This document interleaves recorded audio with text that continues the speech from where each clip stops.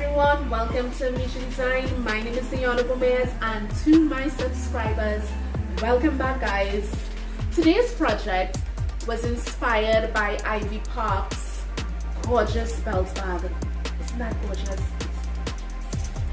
So I'm relying on my God-given talent and my creative skills to create my very own belt bag inspired by this gorgeous Ivy Park belt bag. So without further ado, let's get into it, and I'm going to go through all the materials I'll be using to create my very own piece. For this project, I'll be using the balance of this red leatherette that I have. This is what remained after I created a brand new crossbody bag for my closets. I got this from my local upholstery store by the way. I'm also going to be using this scrap fabric that I got, well, I found while cleaning out, and I'll be using this to create the bag lining. Before I got into this video, I took the time to create my very own belt bag, sorry, template.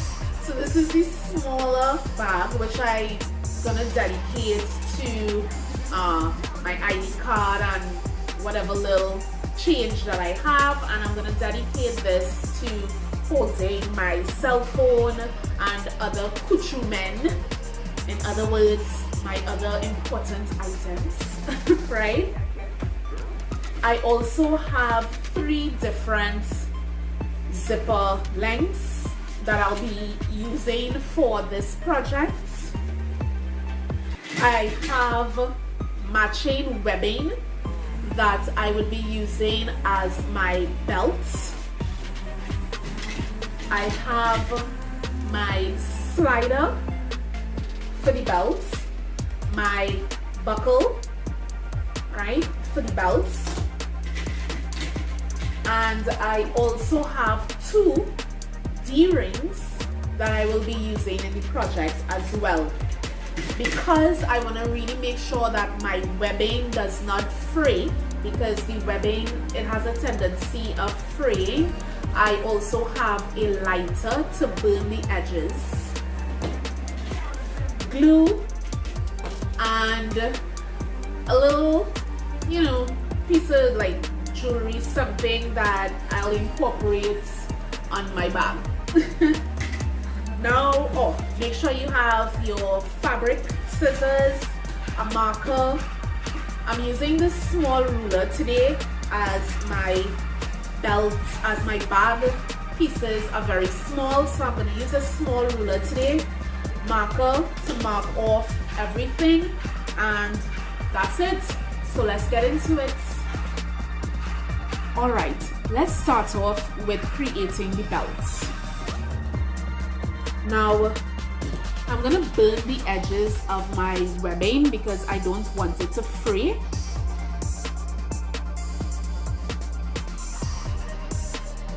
And I'm gonna start off with my buckles. Now, this is considered the female end of the buckle, and this is the male end of the buckle here. So it doesn't matter which end you use.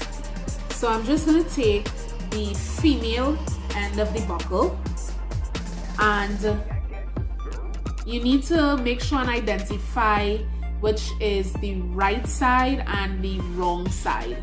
Okay, once you have identified that, you're going to take this webbing and you're going to push it from the bottom and then push it through the top part of that buckle piece and put it in.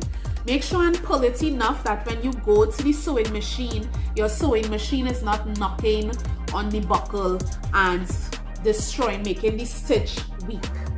Okay, so I'm gonna just take a pin and pin this in place, so when I go to the machine I have that in order. Then I'm going to go from the other end and make sure that for this part your webbing is straight and the right side of your buckle is facing upward. Okay, so this is the right side. I'm now going to take the slider, again identify top and bottom of your slider, and what I'm going to do is insert the webbing into the slider, right?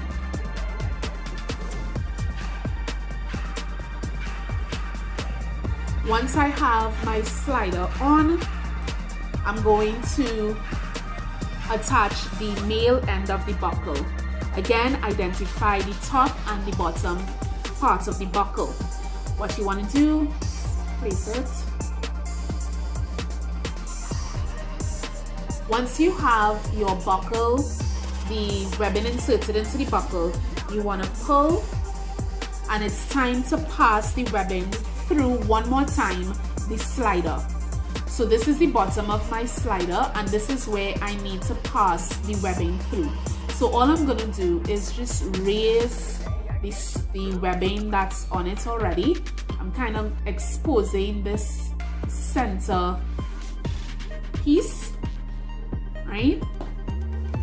And I'm going to go in, right from the bottom. I'm going to go in, and once it's in, I'm going to pass it through the other side right there, and that's it. I'm gonna pull it long enough that when I go to my machine, it is not knocking on to the machine. It's not knocking, the machine isn't knocking on it. So I'm just gonna take a pin, again, straight pin, and just put this in place. And let me show you how you've just created your belt. So this is it here. Right? There we go. There we go. Bloop, bloop, bloop, bloop. Bloop, bloop, bloop. Okay. So there's the belt. And with the slider, I could adjust this, make it shorter, make it longer, right? All because of my slider, right?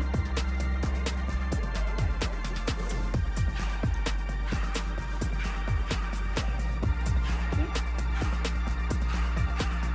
So when I go to my machine, it's just for me to run a stitch along the areas where I have my pins. So I'm just gonna put this aside for now, and I'm gonna start working on the bag. So I'm gonna work with the smaller piece first, my smaller pouch first, right? I'm gonna take my scrap fabric, which is gonna be used as my lining, and it's already folded in half, and I'm leaving it like that. I'm gonna just pin the thing into place, the pattern into place, right? Get my scissors. Once it's folded in half, I can get the two pieces that I need one time.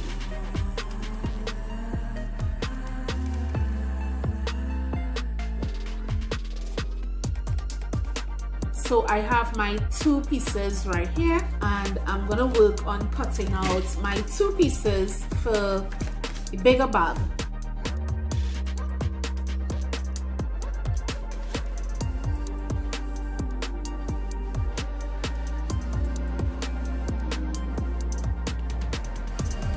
And the front of my bag is gonna have a zipper opening.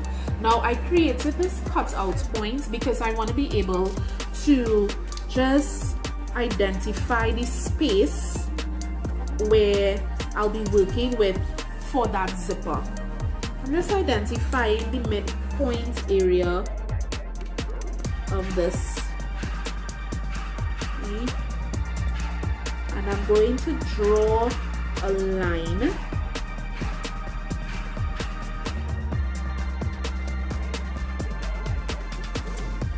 in this midpoint space.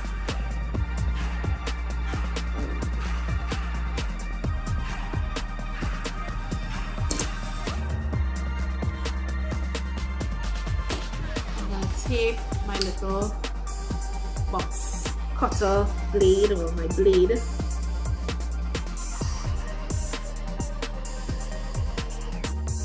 make some little kind of make a little Y kind of shape cut, so it will be easy for me to fold. Oh, I think I went too deep on this side. Okay. So when I place my zipper, it's going to,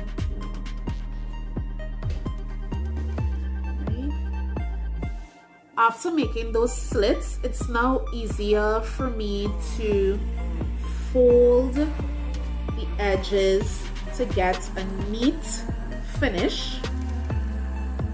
I forgot to show you guys how I am attaching the zipper at the front.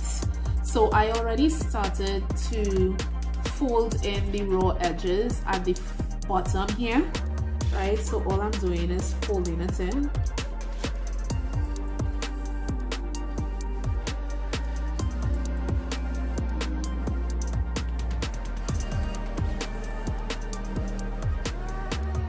Okay, so to attach my zippers onto the body of my bag, I need to create a strip for my zipper.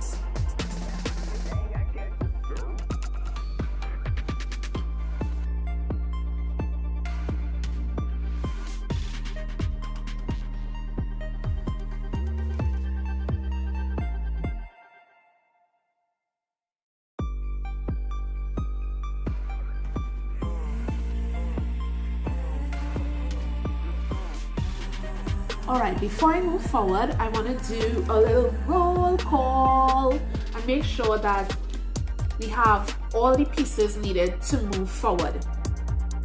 Okay, now we have our lining pieces. So I have the two body pieces so far for the big bag and for the small bag. So I have the two body pieces for the smaller bag.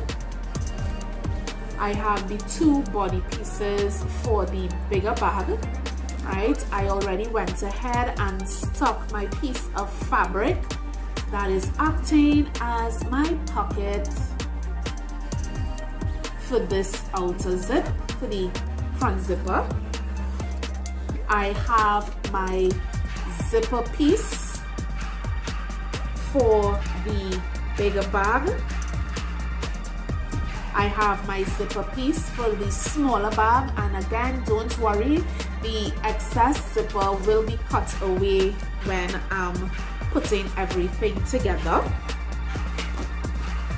I already have my belt put together, and with the excess material, before I start putting the bag together, I need to make sure that I put back straps for where the belt is gonna have to pass through.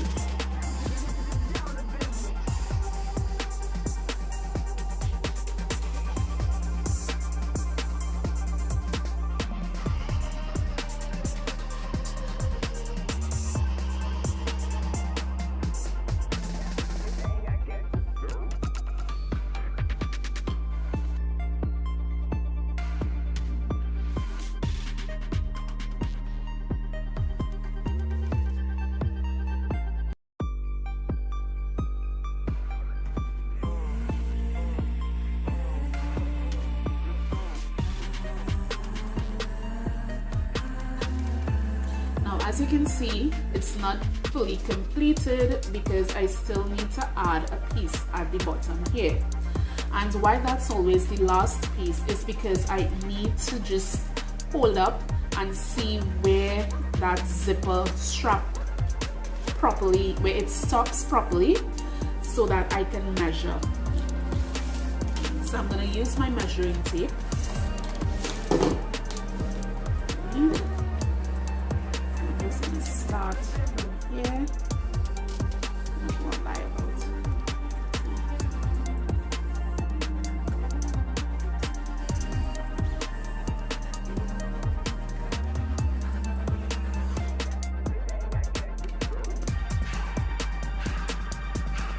Two pieces for the lining, the 12-inch for the smaller bag, the 13-inch for the longer bag, the bigger bag.